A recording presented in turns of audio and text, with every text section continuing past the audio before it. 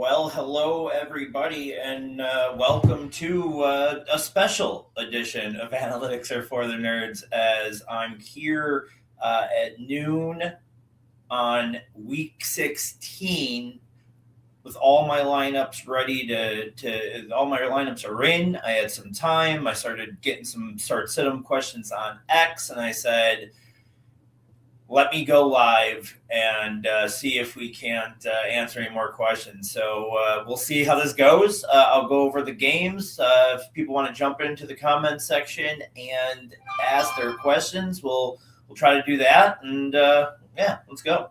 Week 16. Pick it up, pick it up, pick it up, pick it up. You see the drippy, I'm fitted up. Hop in my car and the giddy up. Secure the bag, yeah, I get the bag. Did you know that Al Capone is the reason we now have expiration dates on milk? Expiration dates. He did have plans to move into the dairy industry, but take over. He decided to kill people instead. Very clear 101 in this biggest foot in the mouth draft. And the 101, it's very clearly Rex Ryan, because that guy has definitely put some feet in the mouth. That's so good. 100%. Guy loves feet, his white feet. Big feet. Lots of feet in Little the mouth, feet. I'm sure. So many feet. Long live Dolly Parton. Hold on, I gotta look up how It's not. You're looking. Wait, do you not know who Dolly Parton is? No, I know who she is. I'm just trying to see what she looks like now. Is still with us? No, I want to see what she looks like now, because 10 years ago I would have. Oh, I still would. 100% still would. Absolutely. How old is she? She's got to be 80, right? Are you judging me? I can't see you because I'm looking at Google. That ticker. Let me see. You're round, a late third round, Josh Allen. What do you do? Flip the Doritos.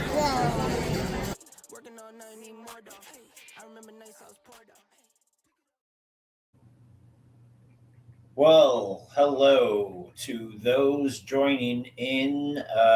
Sorry, I'm just trying to tweet out whatever it's called these days that I'm going live here. So I'm in my here in my Christmas jammies, all lineups ready to go. So here I am trying to help you guys make your last second decisions.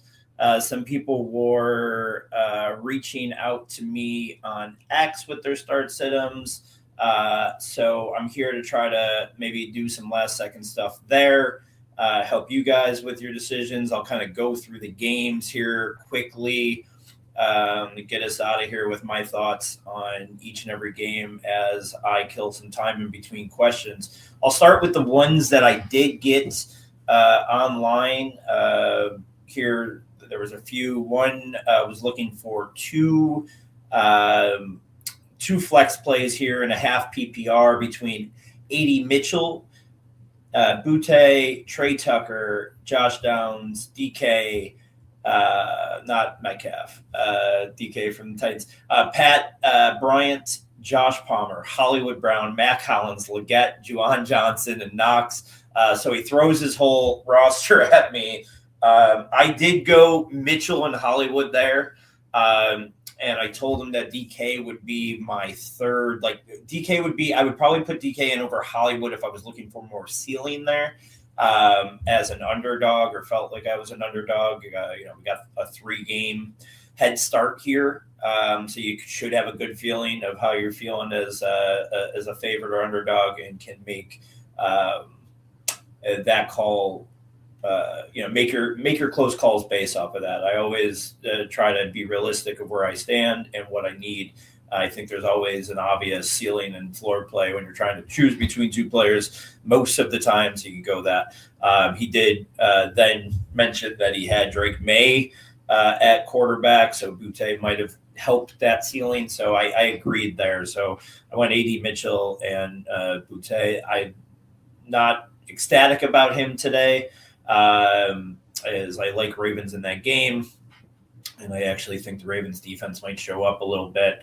I think the Bills kind of showed some stuff in the second half last week of how to stop May. I wonder if the Ravens don't try to follow that game plan a little bit, and that game's a little bit more low scoring than what we expect. Another guy asked, should he start Estime over Waddle? And this is coming off of a tweet of mine that I have a hot take that Estime is going to get over 100 plus yards rushing today.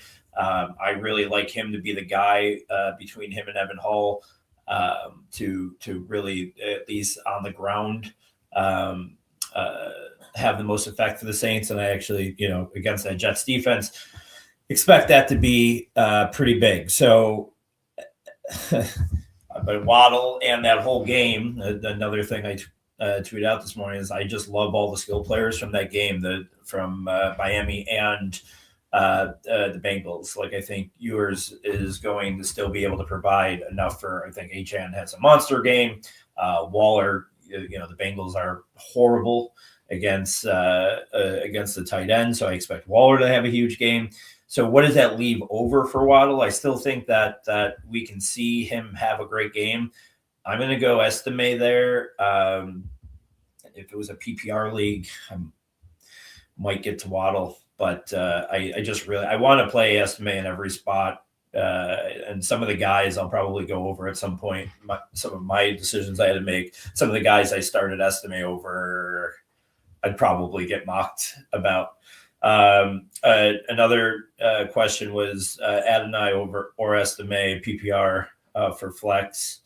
And again, I said pretty tough. I think AD Mitchell is another great play today because you saw even with Brady Cook last week how much they funneled to him. I think that's going to continue. I believe that will stay the same, and I think he'll be the main target hog there. And then you get like the possibility of like with Tyrod back and healthy at least as the backup. I don't know if things go awry pretty early. Aaron Glenn's playing to like win games. This isn't a guy trying to save his job. So I wouldn't be shocked to see if Tyrod even got put in that game and then that improved Mitchell. So I like Mitchell a lot, even as much as I love Estime. I probably go AD over him for flex. So hi, Meticulous Joint. I like that name. Hope all is well there. If you have any start sit-em questions, please ask in the chat. I'll kind of go through the games here and just give my thoughts and then answer any questions that might come in when they come in. But I'm trying to keep an eye on X. If you guys feel more comfortable, just tweet them over there at me still. I'm keeping an eye on it. I'll start with the Bills Browns. Being a Buffalo fan, I feel like that's where I should probably start, and also feel like I have like the best read on the team or on that specific team on a fantasy sense. And to be perfectly honest, that read's got me a little bit down today. This team plays down against the competition a little bit. Browns defense is really good. Over under is 41.5. Not a huge total. You can't sit Allen, but there's probably 3 to 5 guys I'd start over him this week. Cook, again, you can't.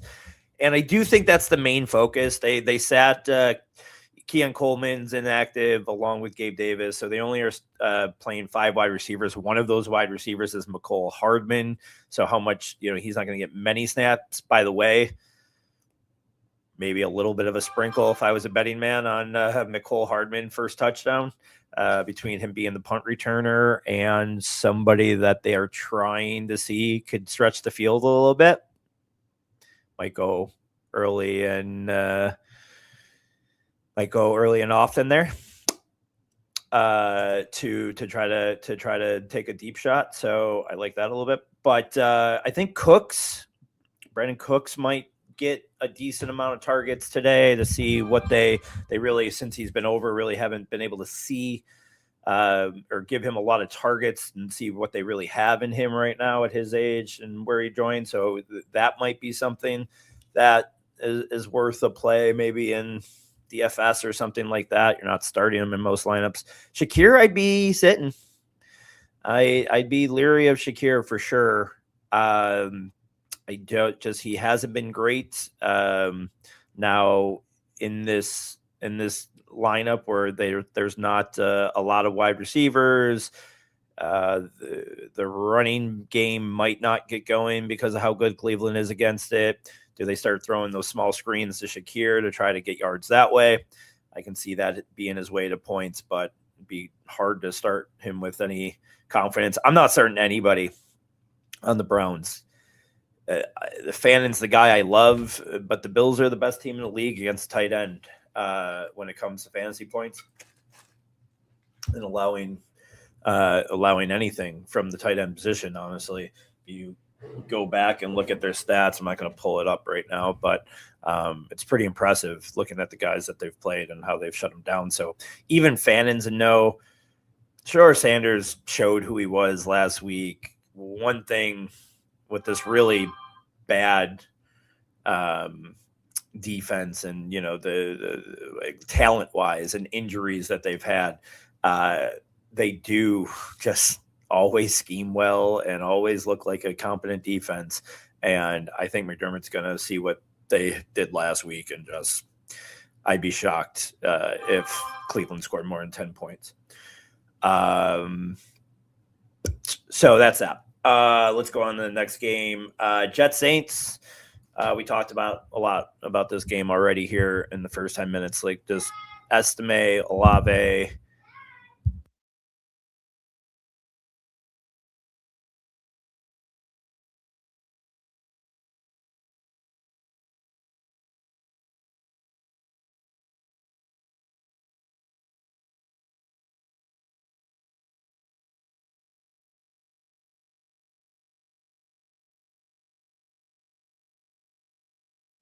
Sorry, my child had to let me know that the bad guys were coming on Home Alone that she's watching.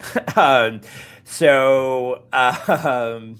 where was I? Okay, Estime. I just expect really big things. Olave, you can guess whoever you want for wide receiver 2 is going to be Kevin Austin, maybe Dante Pettis. I wouldn't expect much, although Vele did really good in that role. I would assume that those targets will flow over to Olave and Juwan Johnson. So they should both have really heavy target games and have monster games. Shuck looks good. I think he's fine. I'm starting him in a team that I'm in 87th place right now in the FFPC Football Guys Championship, and I'm starting him there. I like his upside today. I think it could be a monster game for the Saints all the way around. The Jets, I don't think I'm starting anything outside of AD Mitchell, and that's including Breece Hall. We're 15 weeks in the season. We kind of got to start believing what we're seeing. And I don't know if it's happening for Breece Hall this year, and that Saints defense is not bad. Vikings, Giants. Expect the Giants to win this game. I'm having trouble figuring out how and what the fantasy production looks like in this game. I'm doing my projections. I'm feeling very uncomfortable.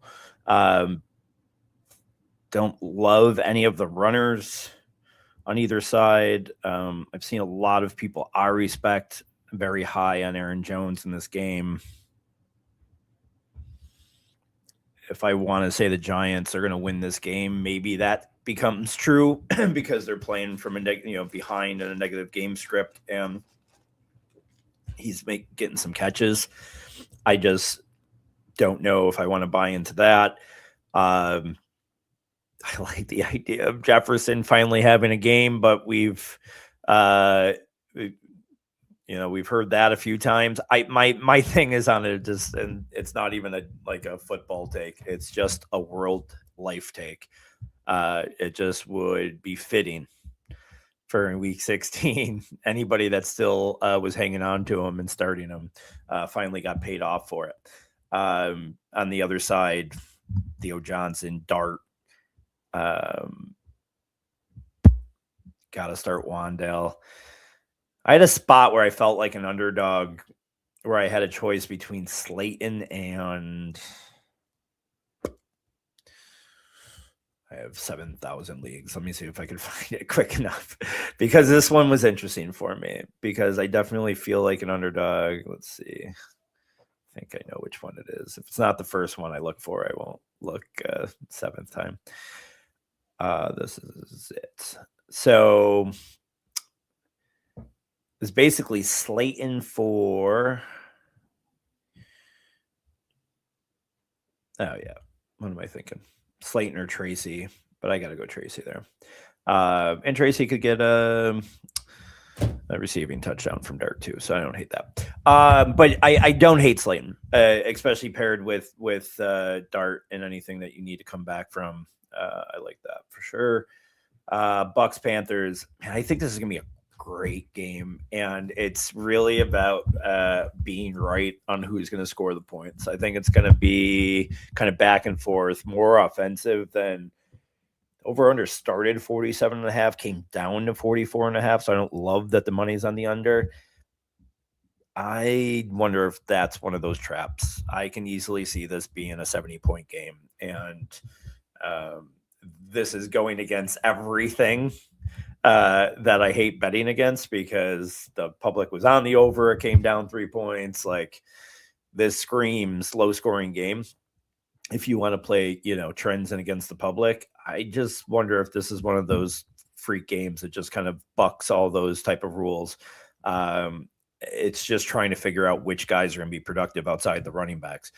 Irving and Dowdle are must starts. I even think the quarterbacks are must starts. Bryce Young over a lot of different guys this week. I think Mayfield, a lot of people are feeling strong starting him every week no matter what. But like, Young is like a top 12 guy for me this week. But the wide receivers on both sides become tough. Like, is Jalen Coker cutting into Ted McMillan? It seems so over the last 3 weeks.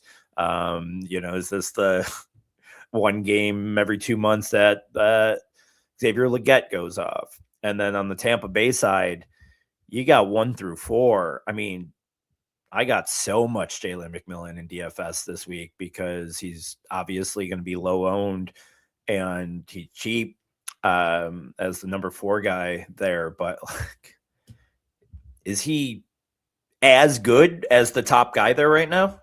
And I'm not even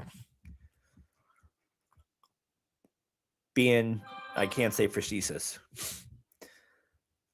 I'll try. But I'm not. I mean, he might be as talented as anybody is there at this current moment.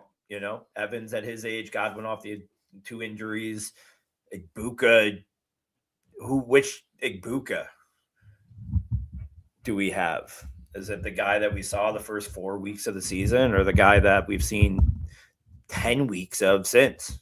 Again, we're deep into the season. We got to start believing what we're seeing. And I don't know if Igbuka is the kid that we thought he was going to be out the stretch. So, like, love McMillan in this game, especially in the DFS aspect. One of those other guys are probably going to have a huge game, maybe 2 of them. I think you have to play McMillan. I just got another one on X. PPR need 1. Igbuka, Coker, just fitting timing here. Mecca, Coker, Jalen Warren, or Estime. Let me eliminate Warren there right away. I know where I'm going to end up. It's Estime for me. It's definitely Estime for me. Hi.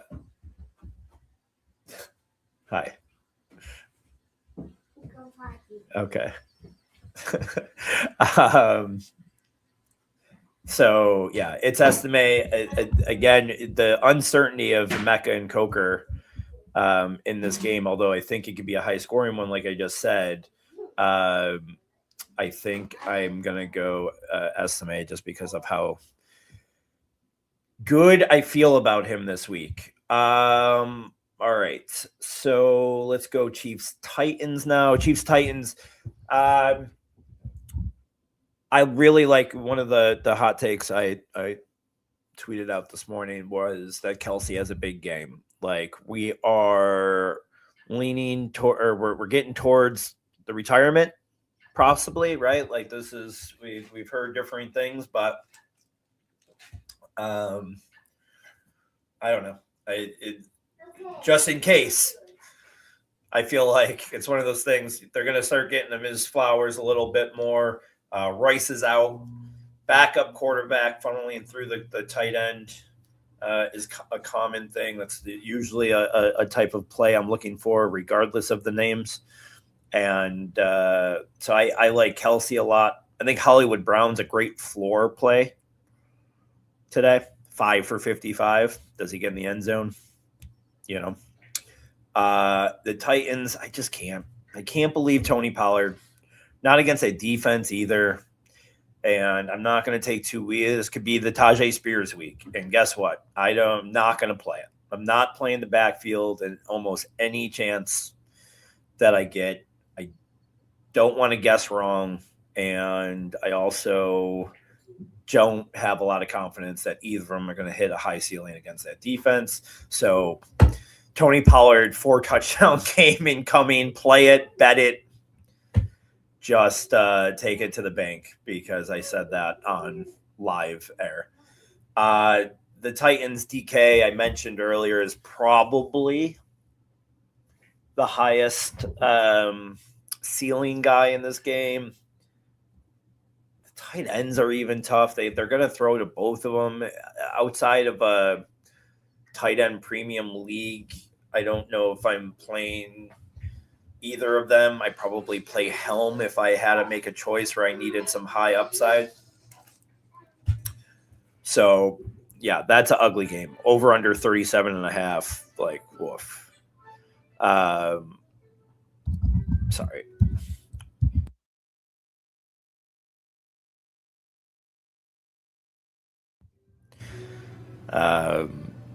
Chargers Cowboys is gonna be a fun one. Over under 50.5. I again on my hot take tweet, I said that I think the Cowboys beat the Chargers in a high scoring affair. Mostly because of what that line is, to be honest. I don't have any inside scoops on why I think that that's going the way that it's going to go, but the line seems low. I do think it's just, or maybe they just cover the 2.5 with some bull crap at the end of the game, missed extra point or some shit, or going for 2 in overtime, whatever, something like that. But I do think the Cowboys at least cover because that line at being at 1.5 is weird to me. I love everything. Like Hampton could be a top 5 back for me this week. I do think this is the week, Vidal has kind of outsnapped him both weeks since he's been back. I think this is the week that probably Hampton takes over there. If it could be like the Travion Henderson game of last week for the Pats, like something like that, where he just busts one early and then they have to kind of force giving him that. And I just think this defense is vulnerable for that, obviously. Javonte Williams, Pickens, Flournoy in certain CD, obviously. Flournoy in certain circumstances. That's okay. Appreciate you. Sorry, my co-host. Yeah, I think Flournoy is even a really good underdog play. And then I played a lot of Herbert in DFS, and after I was kind of expecting Clinton Johnston to be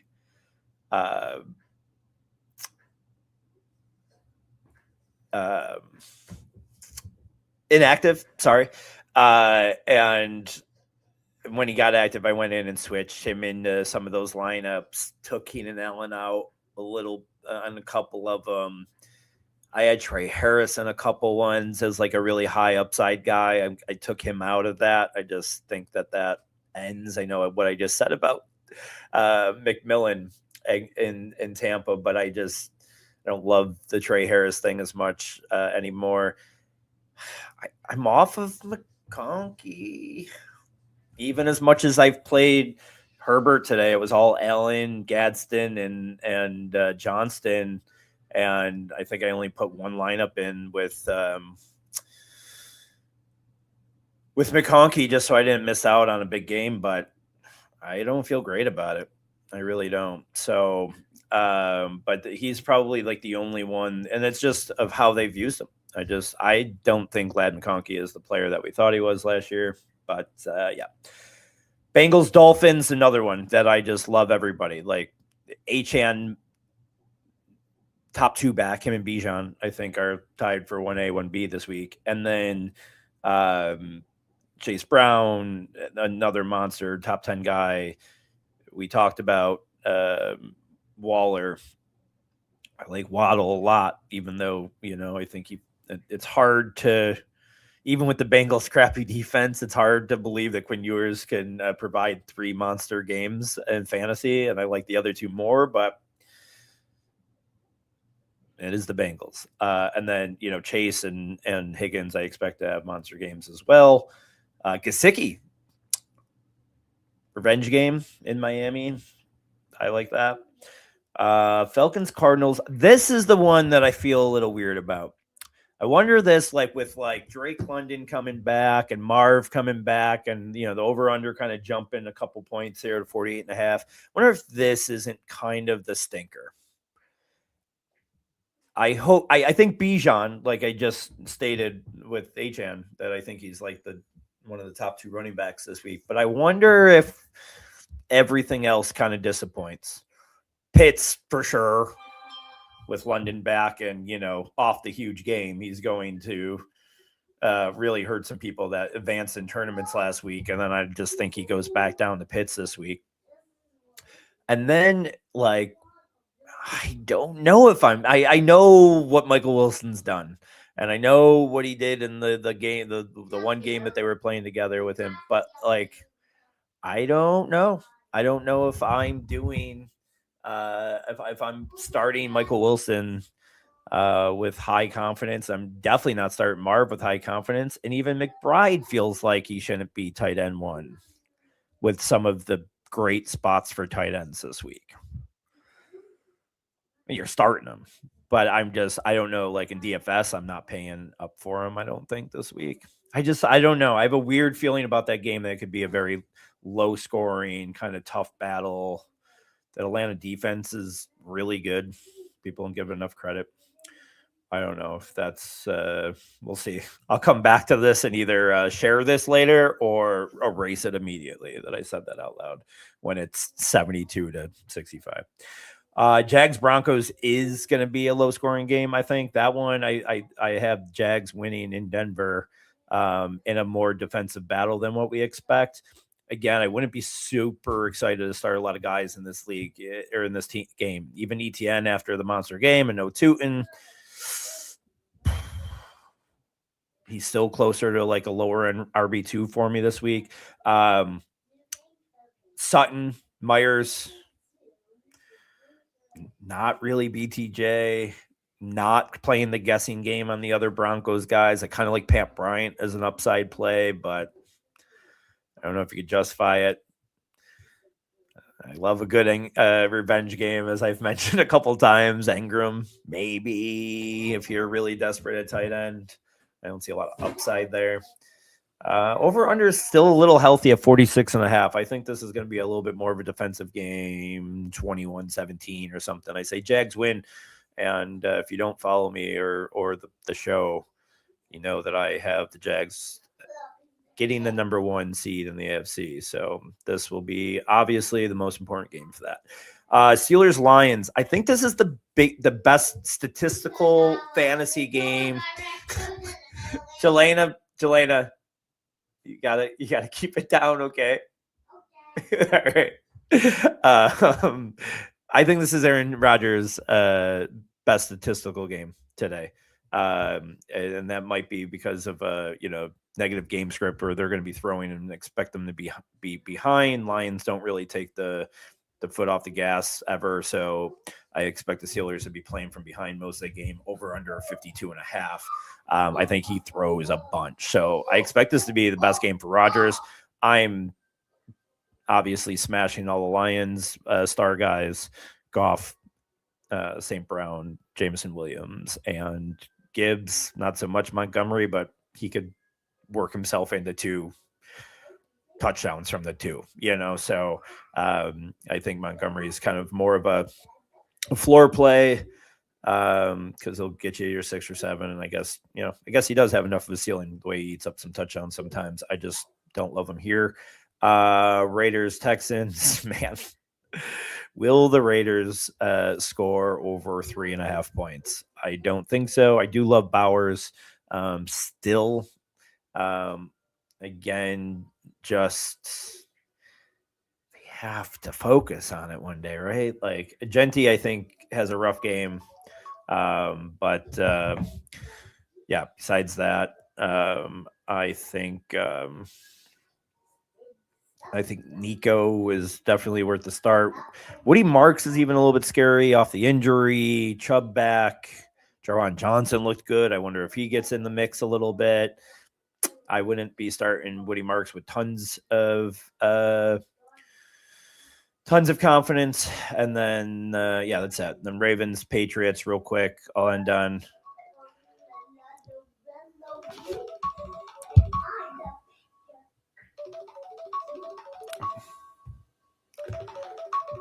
What's up? This is really important. Okay, I gotta call back. Okay, I gotta call you right back. Okay. Sorry. I'll finish here with Pats Ravens. I like the Ravens to win this game. I like Lamar having a really big comeback. If you like the last few weeks, I know it's been like, hey, if Lamar, if you have a close call, you might want to sit Lamar, not here. And then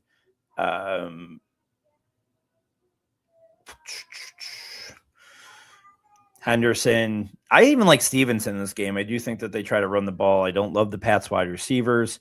And then Flowers just for PPR.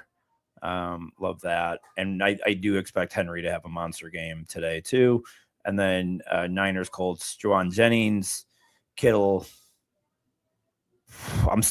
I like Tyler Warren might not be a tight end one for me this week. Can't start any of the wide receivers. Jonathan Taylor's scary as hell. You have to start him. But Niners, just Jennings, Kittle, McCaffrey, obviously, and Purdy. I'm not starting Purdy with tons of confidence either, but I do think it's Jennings and Kittle that have a good enough game to warrant the starts. So with that, I will be ending the stream. Good luck to everybody. Sorry for all the distractions. I just wanted to come on to answer some of these questions for you guys and go through the games real quick. And so I have some hot takes legitimately on video. Merry Christmas, you guys. We will see you actually Tuesday. Me, Ryan, and Ellie will be on Tuesday night, and we will talk to you then. Good luck.